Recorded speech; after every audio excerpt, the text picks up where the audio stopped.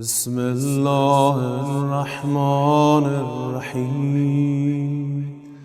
اللهم لا تخذلني فيه التعرض معصيتك، ولا تضربني بسياط نقمتك، وزحزحني فيه من موجبات سخطك، بمنك وأياديك